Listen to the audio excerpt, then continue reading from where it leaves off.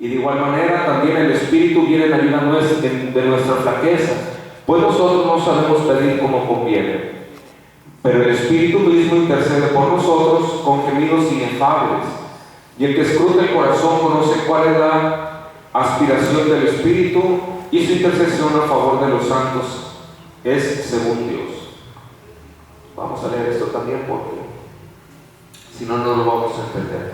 Por lo demás sabemos que en todas las cosas interviene Dios para bien de los que lo aman, de aquellos que han sido llamados según su designio. Pues a los que de antemano conoció, también los predestinó a reproducir la imagen de su Hijo, para que fuera Él el primogénito de entre muchos hermanos. Y a los que predestinó, esos también los llamó. Y a los que llamó, a esos también los justificó. Y a los que justificó, a esos también glorificó. Bueno, ese es el texto que nos va a guiar y que vamos a ir comentando.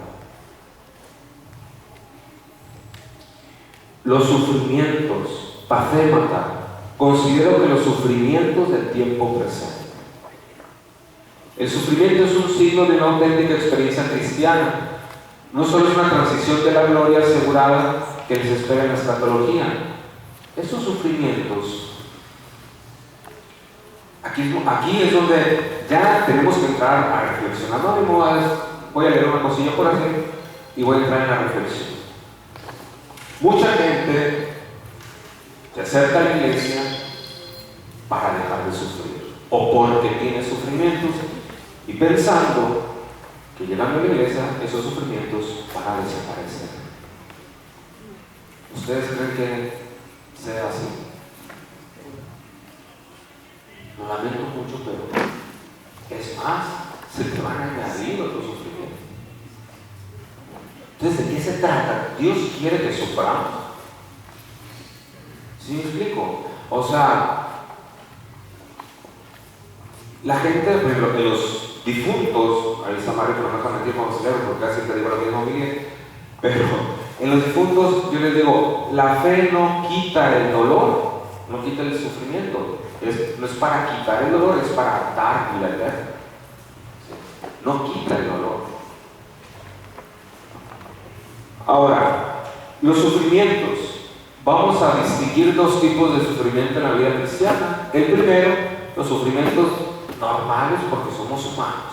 Tenemos un cuerpo, tenemos enfermedades, se muere la gente, sufrimientos, sufrimos injusticias. Ahorita venía de Quechihueca y viene ya para entrar a Obregón, se atravesó un viejito. Me la anda llevando, me atravesó usted de mi vida. O sea, son cosas que no tienen nada que ver con la fe, alguien que se atravesó. Entonces, y número dos, los sufrimientos que nos suceden por ser cristianos. O sea, aquí tenemos que entender y que nos quede a todos claros, a todos que nos quede claro, que por ser cristiano vamos a sufrir. Entre más nos vayamos asemejando a Cristo, más vamos a sufrir. Estamos compartiendo su sufrimiento, estamos compartiendo la cruz. Entonces, es iluso pensar que si me acerco a la iglesia, me acerco a Dios, se me van a quitar los sufrimientos, se me van a arreglar los problemas. No. Así, una respuesta rápida y simple, no. ¿Para qué es la fe?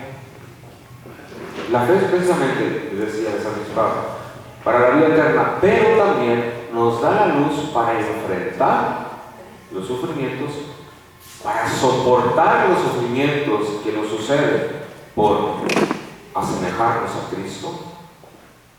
Pero paradójicamente es un sufrimiento lleno de consuelo. No puedo explicarlo de otra manera, no encontré las palabras, pero en el sufrimiento que conllevamos de la vida terrena y la vida cristiana, al vivirlos desde la fe y desde la esperanza, son sufrimientos cargados de consuelo y de paz. Ojo, no dejamos de sufrir, pero vamos a experimentar una paz y una fuerza sobrenatural. ¿sí? Vamos, en la medida que nos unamos a la cruz de Cristo, voy a decir de otra manera, entre más somos crucificados, más sufrimos y más consuelo tenemos al mismo tiempo.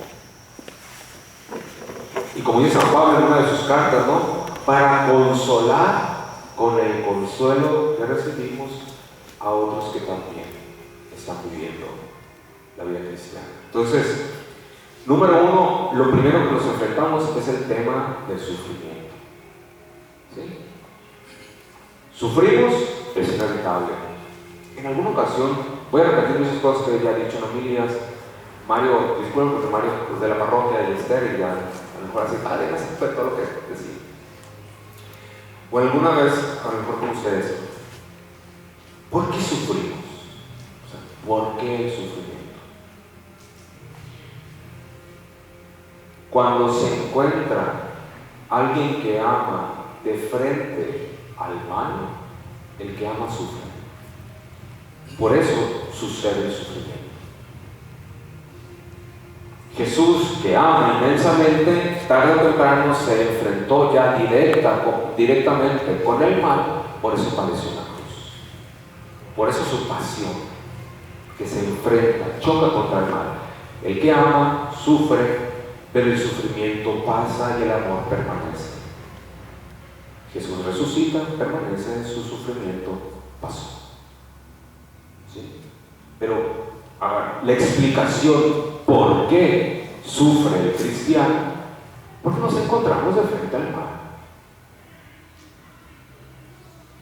Viviendo evangélicamente, viviendo cristianamente, tarde o temprano chocamos contra el mal, contra la injusticia, contra el mal, y eso nos va a ocasionar inevitablemente el sufrimiento.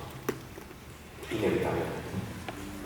Entonces, por ejemplo, un camino del budismo, lo que pretende Buda y la filosofía estoica es no sufrir, evitar el sufrimiento, que en cierto sentido no está mal, es algo razonable evitar el sufrimiento. Buscar el sufrimiento sería masoquista, pero nosotros no lo buscamos.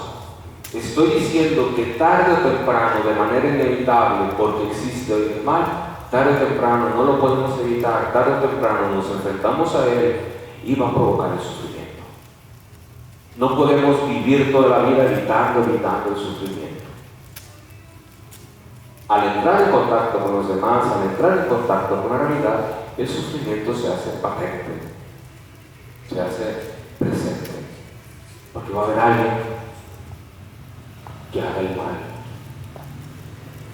O nosotros mismos, somos los ocasionadores del mal también. Pensar que somos solamente las víctimas que padecemos, en algunos casos podemos ocasionar. Pero bueno, entonces, hay caminos, el estoicismo, el budismo, que tratan de evitar el mal, el sufrimiento, pero es iluso pensar que podemos pasar la vida entera sin sufrir.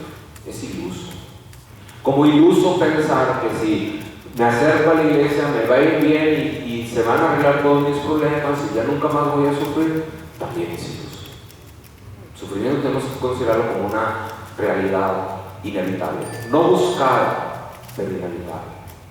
El cristiano tampoco busca sufrir por sufrir. Si alguien es así, vaya con un psicólogo, porque se llama masoquismo, eso tampoco está bien. Entonces, al amar, por ejemplo, Jesús ama a sus 12 apóstoles, incluidos a Judas Iscariote, que lo traiciona, sufre porque alguien a quien él amaba lo traicionó.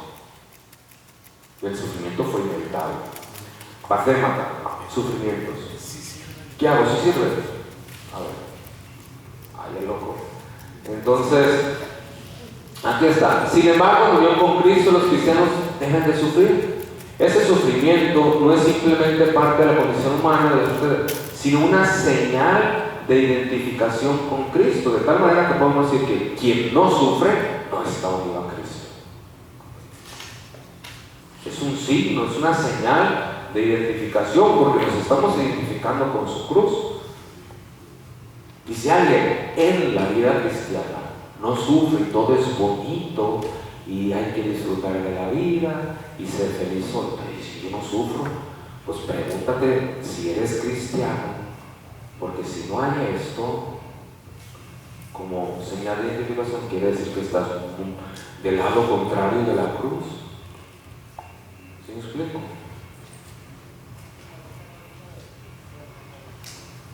No. Y una etapa necesaria en la transición a la gloria eterna de la que ahora disfruta. Entonces, ahí está. Sufrimiento, entonces, como opuesto a la gloria, ¿sí? Tales sufrimientos no son contrarios a la justificación por gracia mediante la fe, sino que pueden ser colmados por la gracia, no quitados, colmados. Vivir el sufrimiento en gracia, desde la gracia, como les decía al inicio, es lo que nos sostiene para mantenernos en la cruz y no bajarnos y tomar la gracia.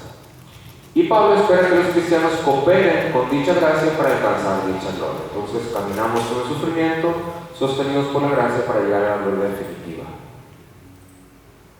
¿Qué nos va a hacer soportar los sufrimientos, a tener esperanza? La gloria que vamos a recibir en el cielo. Porque Jesús soporta en la cruz, sabía, la gloria y por amor. Tal gloria es para Pablo la condición inefable. ¿Sí saben qué significa la palabra inefable? Que no se puede hablar, algo de lo que es tan elevado que no se puede ver. Es una gloria pues muy grande. Pero qué curioso, ahorita que venía en el carro ponía a pensar, esperamos lo que no vemos. Si ya lo vemos, pues ya no lo esperamos. Alguien tuvo que ver esta gloria para decirnos a nosotros y poder esperarla. Pablo es testigo de esta gloria. No Jesús, y en este caso también los apóstoles. El estado invisible trascendente de paz, libertad y gozo que los cristianos esperan, que va a ser definitivo ya en el cielo. Aquí, ahorita como lo vamos a ver más adelante, hay un anticipo de esta gloria en el Espíritu Santo que hemos recibido. Ya está anticipado. Apocaradoquía, ansiosa espera. Dice mi papá que cuando yo estaba niño, que yo abría todos los regalos. Y no se han fijado los niños cuando abren los regalos de Navidad, que todos desesperados, así que hacen pedazos, porque están ansiosos. Es una esperanza tan intensa que parece desesperanza. Parece porque es una manera desesperada ya para abrir el regalo. Entonces, esta es una esperanza ansiosa, pero en el sentido positivo. Ya quiero ver el regalo, ya quiero ver la gloria. ¿Sí? Es una esperanza desesperada, ¿no? Pero una emoción extrema por ya recibir la gloria en este caso. Ok, entonces nada más la palabra, porque así la van a encontrar. El Espíritu se compara con aparejé, las primicias de la cosecha. Perdón. Y la primera parte impecable de los alimentos y vegetales y frutas cosechados al ser ofrecidos por Dios. Entonces, el Espíritu es comparado con esas primicias, y el Espíritu es la primicia, el anticipo de esa gloria. Esa gloria que vamos a tener definitivamente ya está en inicio, de modo anticipado, con el Espíritu Santo que lo tenemos, ¿no? Que lo tenemos por el bautismo. Entonces, Pablo entiende el Espíritu como las primicias de la gloria que es el destino cristiano. El Espíritu que se ha recibido es así la garantía. ¿Y cómo sabemos que? Porque la pregunta normal que nos puede, no sé si les ha pasado, ¿y si todo esto es pura mentira y no hay cielo? ¿Y si nos morimos y no hay nada? ¿Y si me pegué una pela trabajando y evangelizando y cuando me muera no hay nada? Pues me la mente. Entonces, la garantía o la prenda de la gloria es el Espíritu. Es como, miren, para que vean que sí hay gloria, hay todo el Espíritu. Esta es la garantía. Yes. Aunque así se les asegura, aún tienen que esperar mientras vivan en la carne el pago completo. Todavía falta. Pablo no quiere decir que los cristianos anhelen la liberación de los cuerpos, ¿sí? Sino del cuerpo condenado o este cuerpo de muerte, ¿no? Lo que viene siendo las consecuencias del pecado en la carne. Vernos liberados de eso, de esta corrupción.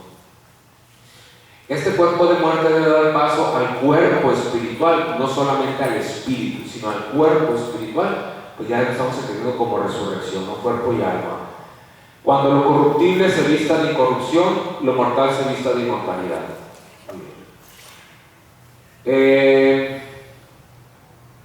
Habla también la manifestación de los hijos adoptivos.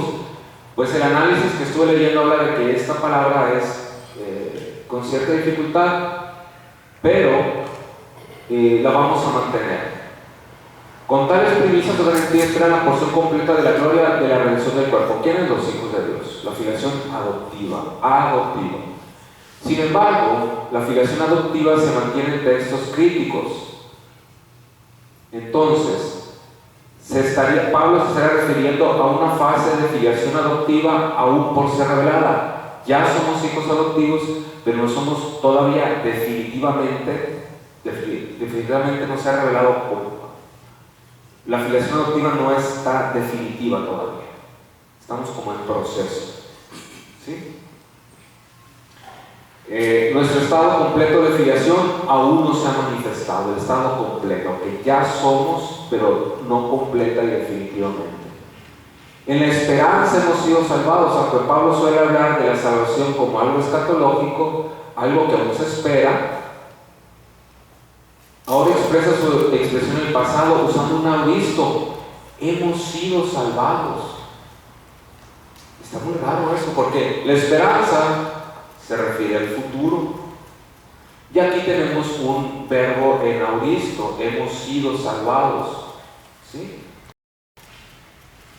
Esófene, aquí está. El auristo es un tiempo, expresa un tiempo puntual. Un momento puntual. Entonces, obviamente, probablemente el momento puntual haya sido en la cruz, pero también puede ser un auristonómico expresando una verdad general. Pero no, vamos a quedarnos con que es en el pasado. Pero le añade el modo dativo en o por esperanza, preservando sin matiz escatológico, pues la salvación aún no se ha alcanzado plenamente. Ya, pero todavía no definitivamente, ¿no? Así Pablo combina los dos aspectos de la salvación. Somos salvos por lo que Cristo Jesús ya hizo por la humanidad, pero aún esperamos el logro pleno de ese estado. ¿Sí se va entendiendo? ¿Cómo vamos? Voy a tener una breve. ¿Sí se está entendiendo? ¿Sí? Ok. Lo esperamos con perseverancia. Hay una palabra que es resistencia, perseverancia. Es como, haz de cuenta que te están dando golpes y te mantienes de pie así. ¡Wow! Esta esperanza, esta perseverancia, que es, en pocas palabras, es algo, lo voy a decir de una manera vulgar, ¿sabes? Aguantar los garrotazos y no darse por vencido. Esa es la perseverancia. Sí.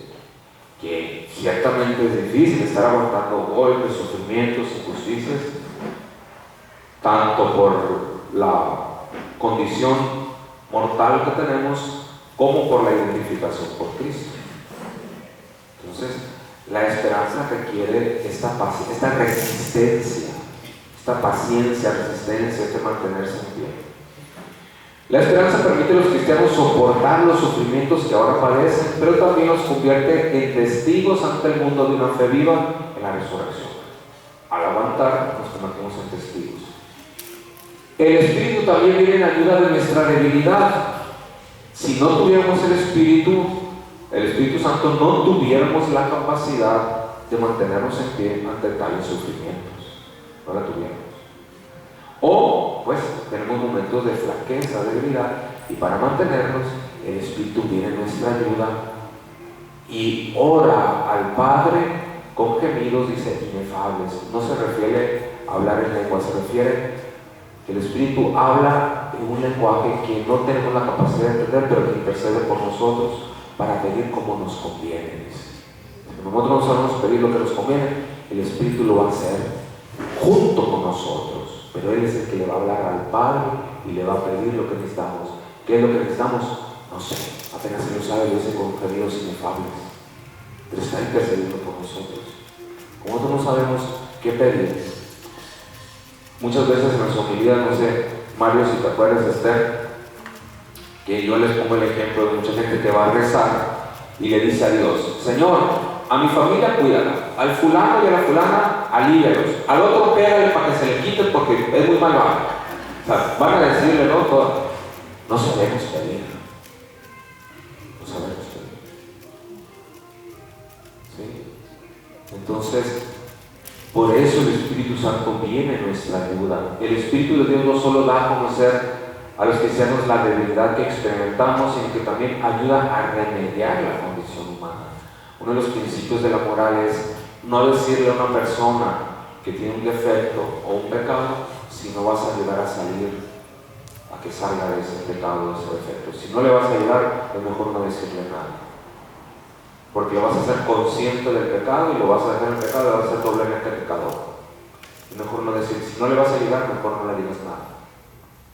Si no estás seguro o segura de que al decírselo le vas a dar la solución y va a salir de ese pecado, mejor no digas nada, porque lo vas a hacer consciente y doblemente pecador. En cambio, el Espíritu Santo nos hace conscientes de nuestra debilidad, pero también remedia esa debilidad. No solamente nos hace ver que somos débiles, sino nos da la fortaleza que necesitamos ante esa debilidad. Brinda ayuda para consolar y fortalecer a los seres humanos justificados, permitiéndoles jactarse de verdad. Pablo usa el doble compuesto sin, anti, lambenetai, viene en ayuda mutua, ora junto con nosotros, pero la petición la realiza Él. O Él sabe exactamente qué es lo que necesitamos. Ora junto con nuestras débiles expresiones en nuestros intentos de comunicarnos con Dios, sobre todo para invocarlo como Padre. Por eso las oraciones son al Padre, por el Hijo, en el Espíritu, porque el Espíritu ora con nosotros y a favor de nosotros, con nosotros. Por eso la oración colecta en misa, te lo pedimos por nuestro Señor Jesucristo, tu Hijo, que vive y reina contigo en la unidad del Espíritu Santo, y es Dios por los siglos de los siglos. Amén. Está orando con nosotros. La debilidad es característica de la condición humana, incluyendo la mortalidad del cuerpo, la tendencia de la carne, todo lo cual crea el problema de por qué los seres humanos no se comunican con Dios como debieran. Les digo, si nosotros que estamos bautizados, que tenemos la confirmación, que llevamos cursos de Biblia, a veces no sabemos rezar, no sabemos qué pedir, a veces no tenemos ganas de rezar. ¿No todo nos ha pasado que nos levantamos y decimos, no tengo ganas de rezar? Voy a agarrar el curso de las horas, o el rosario, o el Santísimo, o ahorita un rato más. Ya con la gracia batallamos. Entonces, estamos en la debilidad. Debido a tal debilidad, los cristianos no saben por qué deben orar ni cómo deben orar. Como Orígenes interpretó este versículo, ¿no? Sobre de qué manera uno debe orar y por qué debe dirigirse a Dios en oración. ¿Verdad? Bueno, por eso la iglesia debe ser maestra de la oración, enseñar a orar. En realidad no sabemos. Bueno, sí sabemos, pues necesitamos que nos enseñen. No es como que ya vamos a entrar a orar y ya lo voy a hacer a la perfección. Si con años de experiencia batallamos, se puede decir que los cristianos piden a Dios solo lo que podría parecer bueno para ellos, pero reciben solo lo contrario y no saben por qué deben orar. De ahí la debilidad de la necesidad del Espíritu como alguien que interceda por ellos y los sostenga para que no desfallezcan. Pero el Espíritu también les aclara a los cristianos que deben orar. Bueno, tiene nuestra ayuda. Pablo, por lo tanto, reconoce los suspiros o gemidos inefables. No sabemos qué es lo que dice el Espíritu, pero habla a favor de nosotros. Por eso se le llama Paráclito. En la teología de Juan, ¿se acuerdan que dice Jesús? Yo les enviaré otro Paráclito, porque el primer Paráclito es Jesús, el segundo es el Espíritu. El Espíritu es el otro Paráclito. Ya les había comentado eso, ¿no? Que el Espíritu Santo y Jesús están de frente al Padre abogando por nosotros, a favor nuestro. Eso, por eso se le dice Paráclito, porque están de nuestro lado parados, sosteniéndonos, rogándole al Padre a favor nuestro. Le está diciendo: no les tomes en cuenta los pecados, perdónalos. Y el demonio está de frente a Dios diciéndole: sí, tómales en cuenta los pecados, no los perdones. Por eso les digo que es demoníaco echar en cara los pecados, porque eso es lo que hace el demonio, echa en cara los pecados. El demonio está echándole en cara los pecados de la gente a Dios. Mira lo que hicieron, míralos. En cambio, Jesús y el Espíritu Santo le dicen: no vea sus pecados, no los vea. Echar en cara los pecados es demoníaco, diabólico. ¿Y qué más? Esto ayuda no se limita a la oración de petición, sino incluye toda forma de comunión, no solamente pedir cosas, sino también la doxología, glorificar a Dios en la adoración, la bendición, la alabanza, la acción de gracias, la confesión penitente, la súplica, o sobre todo el reconocimiento de Dios como Padre y Jesús como Señor. A todo esto nos ayuda el Espíritu Santo. A veces, pues uno puede estar en detalles, ¿no? Pero hay veces, hay confesiones donde se nota que es el Espíritu Santo que está inspirando al penitente. Aquí está clarísimo. Nos ayuda a hacer una buena confesión del Espíritu Santo. Acción de gracias, agradecerle al Señor, ese sentido del agradecimiento, la súplica ya lo sabemos. Reconocer a Dios como Padre, al Señor a Jesús como Señor, también es fruto de la petición de lo que el Espíritu Santo está obrando en nosotros. Entonces, porque intercede por el pueblo consagrado y literal por los santos, hagioi. Aquí en este caso la palabra hagioi, santos, no se refiere a los que son santos canonizados, se refiere a todos los que aman a Dios. Hagioi es una designación para todos los cristianos, no para un grupo especial, no es para los beatificados o canonizados, es para todos los cristianos. En contexto, sin embargo, el versículo 28 parece estar mejor. Subraya el poder trascendental de aquel que nos ayuda, su poder, autoridad. ¿Sí? Todo ocurre para bien de los que aman a Dios. ¿Qué significa esto? Todo ocurre para bien de los que aman a Dios. Les decía al inicio que una persona que ama se enfrenta al mal y el mal lo hace sufrir. Y el mal nos hace creer que tiene poder sobre el bien. Pero aunque haya una persona malvada que hace sufrir a otra persona, eso que está sucediendo, Dios le está demostrando al malvado, diciendo: mira, hasta lo que estás haciendo sirve para la salvación. Aquí lo que está diciendo no es que Dios quiera nuestro sufrimiento, sino que Dios está por encima del poder del mal. Y Él hace con la historia lo que le da su gana. Dios. Esto expresa más bien la frase, si han escuchado, ¿no? Que la leímos: todo sucede para bien de los que aman a Dios. ¿Qué significa? No es que Dios quiera que estemos sufriendo, sino que aún el sufrimiento y esas injusticias que sufrimos y los malvados están bajo su poder. ¿Sí? Incluso saca de esos males un beneficio para nuestra salvación. Para aquellos que han sido llamados según su designio, a los que llamó los predestinó, etcétera, etcétera, como ya hemos visto, ¿no? Ya nomás estamos poniendo en contexto. Cleto y llamados, aquí muy rápido. Los predestinó, no es en esa secuencia, simplemente está expresando los elementos. Pero a los que llamó los predestinó, a los que predestinó los justificó, a los que justificó los glorificó. No es un orden estricto, simplemente está explicando cada elemento. ¿Está bien? Pero no lo tomen de manera consecutiva. o estrictamente consecutiva.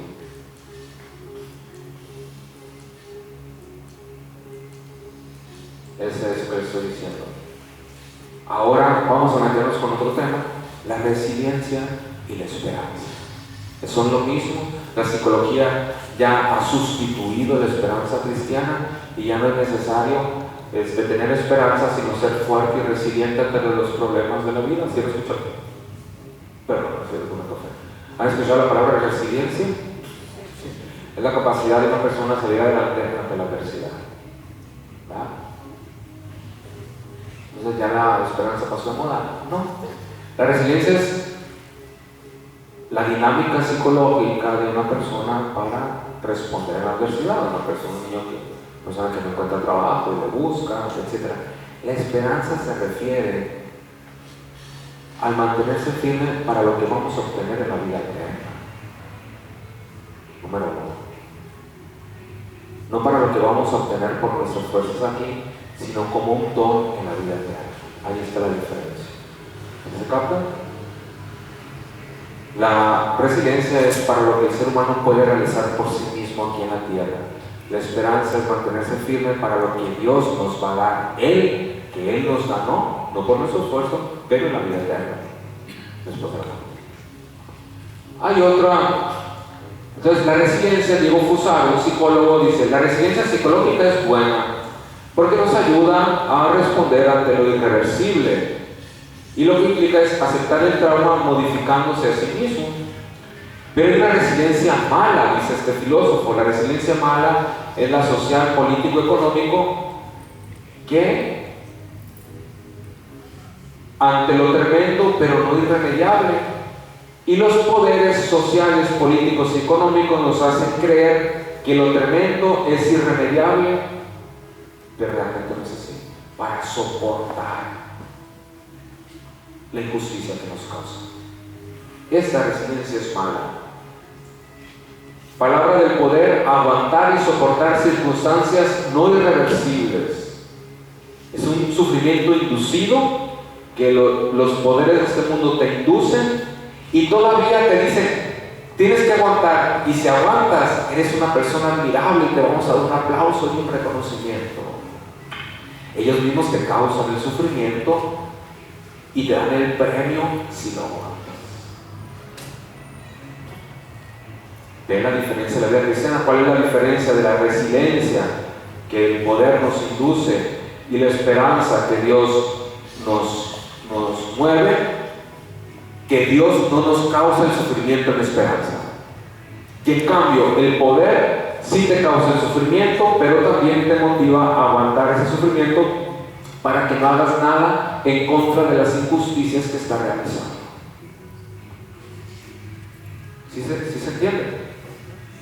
¿Sí se entendió? Díganme la neta, y si no lo voy a explicar. ¿Sí? Eso es lo malo. Y eso hay que distinguir, no hay que mezclarlo y no hay que presentar la esperanza cristiana ni como resiliencia psicológica, que es algo bueno, ni como resiliencia social, político, económico, que es algo malo.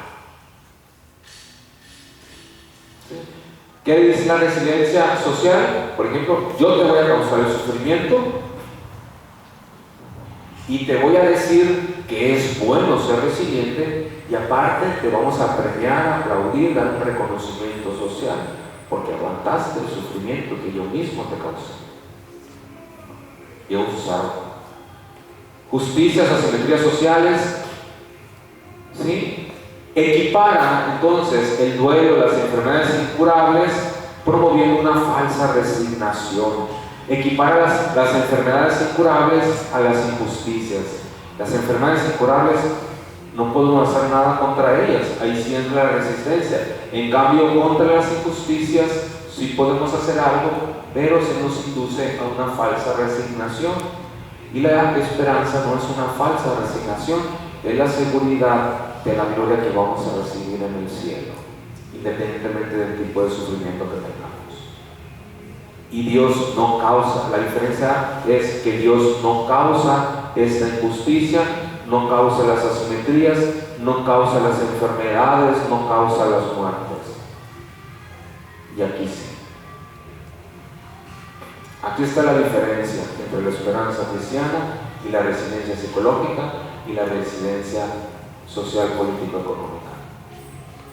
Y es importante que lo tengamos en cuenta, porque les digo,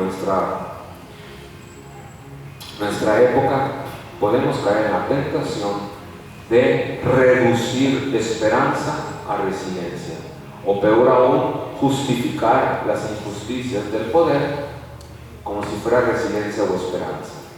Dios no te dice, Dios no nos induce a la injusticia, más bien, de la injusticia Él va a sacar el bien para la salvación, pero no la va a provocar. ¿Sí? No la va a provocar. Lo mismo en las enfermedades, en lo que sí es irremediable, también aquí va a actuar Dios, pero no las va a provocar. Hay unas que no son provocadas, que son parte de nuestra naturaleza mortal por el pecado original, y hay otras que sí son provocadas, injusticias, asimetrías sociales. Vamos enfrentándonos con otras cosas. Entonces, el resiliente social, la mentalidad es no elegir, y al no elegir, elegimos lo que hay. Entonces, el resiliente social se adapta, en lugar de cambiar el mundo, se cambia a sí mismo. Pero aquí sí debería de cambiar al mundo. Lo que sí se puede cambiar. ¿Sí? Entonces, una solución biográfica para las contradicciones sistemáticas. Aquí la esperanza cristiana no se opone a esto. No vamos a vivir la esperanza cristiana con una resignación pasiva, con la cabeza agachada. La esperanza es la seguridad, tenemos una gloria que nos espera, pero en la vida presente vamos a luchar. Pues, ¿para qué? Tampoco se trata de decir, por el hecho de que yo amo y el mal existe, simplemente voy a dejar que la injusticia se realice. No, hay injusticias que pues, no las podemos evitar, pero si las podemos evitar, las tenemos que evitar. Si podemos luchar contra la injusticia, lo tenemos que hacer. La esperanza cristiana no nos está diciendo que nos quedemos con la cabeza agachada ante las injusticias, Nos está diciendo que al final lo que va a triunfar y lo que va a prevalecer es la gloria que se nos va a dar. Eso es esperanza. Pero mientras estamos aquí, no vamos a vivir resignados o indiferentes. Si podemos evitarlo, tenemos que evitarlo. Llegará un momento que sea inevitable, pero no una falsa resignación de agachar la cabeza. No soy cristiano, voy de toda, que se vengan todas las injusticias, que me peguen. No, tampoco. Sentido común. La fatalidad del destino, lo que existe es lo único que hay. Piensa el hombre resiliente de ahora y si me tengo que. Entonces, lo que existe es lo único que hay, y aquí hay una pérdida de esperanza. No están pensando en una gloria futura. Dejando la posibilidad del futuro, el Homo resiliens, por la eterna repetición del presente, deja de lado la esperanza, es lo que vive con más desesperanza. Nietzsche, quien tiene un porqué para vivir, puede soportar casi cualquier cómo vivir. Eso le dice Nietzsche en el crepúsculo de los cielos, el ocaso de los dioses, como se traduzcan. ¿Sí? Entonces, aquí estamos hablando de un elemento por el cual tenemos para qué vivir, puede soportar cualquier casi cómo. Estoy hablando de, se queda corto el cristiano. Tenemos un por qué vivir, la gloria que nos espera.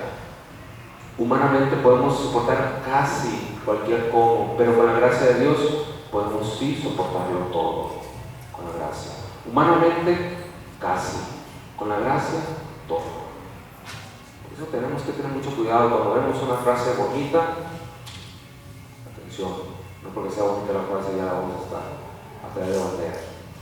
Segundo, cuando ya no podemos cambiar la situación, Víctor Frankl, en nuestro sentido, tenemos el desafío de cambiarnos a nosotros mismos. ¿Sí? Entonces, aquí se está refiriendo a la resiliencia a nivel psicológico, que no es malo. Pero esto no es esperanza. La esperanza no es a llegar a ser yo una persona ideal. La esperanza es la gloria que me espera en el cielo. No el Dios que yo espero convertirme con el cambio ante una situación. Aquí también tenemos que, no es malo, pero aquí el punto es que no tiene como horizonte la eternidad. Víctor Frank, la vida nunca se vuelve insoportable por las circunstancias, sino solo por la falta de significado y propósito. El significado y propósito es llegar a la gloria eterna en nuestro caso. Albert Camus, el absurdismo de Camus, era mi filósofo favorito, hace mucho que no lo leo porque no tengo tiempo.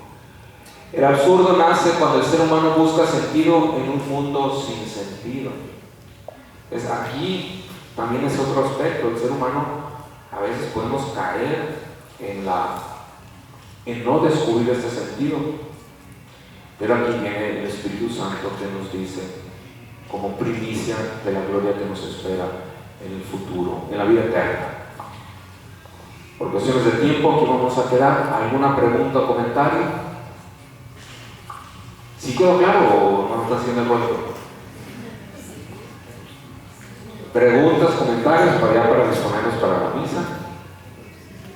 La confianza. Entonces, esperanza cristiana, en la esperanza es la capacidad de mantenernos firmes a pesar de las adversidades, sufrimientos, no como una resiliencia, sino como esta convicción de la gloria que se va a venir. Los sufrimientos pueden ser por la condición mortal o por la unión con Cristo. No estamos safos, la esperanza no nos va a quitar los sufrimientos, nos va a dar la capacidad de mantenernos firmes en el sufrimiento y durante el sufrimiento. O sea que no va a quitar el sufrimiento, no nos va a quitar. ¿Qué pegamos? Busquen esta religión que quite sufrimientos. No hay ninguna. Pare de sufrir, pare de sufrir. Pues, el budismo, pues, para mucha gente es atractiva, porque pues, yo quiero quitarme a mí el sufrimiento. En cambio, nuestra fe cristiana no nos da miedo el sufrimiento. ¿Por qué? Porque no nos da miedo amar, no nos da miedo enfrentarnos al mal, porque sabemos que pase lo que pase, va a ser para nuestro bien y para nuestra salvación, y que hay una gloria que nos espera y que hace que valga la pena amar. Que valga la pena amar. No busco el sufrimiento, pero tampoco les amo. Me duelen los clavos, pero no les tengo miedo. Me duele la corona de espina, pero no me la quito y la arrojo. ¿Sí? Me están doliendo los latigazos, pero no les tengo miedo. Me está doliendo el sufrimiento, pero yo sé que no es para siempre, que hay una gloria. Como les decía al principio, el que ama sufre, pero el sufrimiento pasa y el amor queda. El amor es lo que permanece, el sufrimiento no. Muy bien. ¿Preguntas, comentarios ya para cerrar? ¿Ahora sí? ¿Nada? ¿Todo bien? Adelante, don Oscar.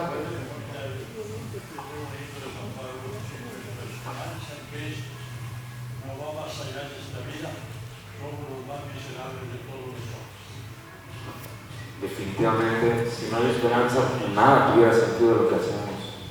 Absolutamente nada. Por eso Camus, nuestro padre Camus, ¿sí? Aquí está. El absurdo nace cuando el ser humano busca sentido en un mundo sin sentido. Entonces, caería en el absurdismo. O sea, incluso ni el cristianismo ni nada tuviera sentido. Si Cristo no hubiera resucitado, ni el cristianismo ni nada tuviera sentido. Aquí está nuestro padre Camus. Entonces, precisamente lo que le da sentido a todo es la resurrección y la gloria que nos espera. Muchísimas gracias por su atención y su tiempo. Vamos a disponernos para la misa, y terminando la misa hacemos la entrega de diplomas.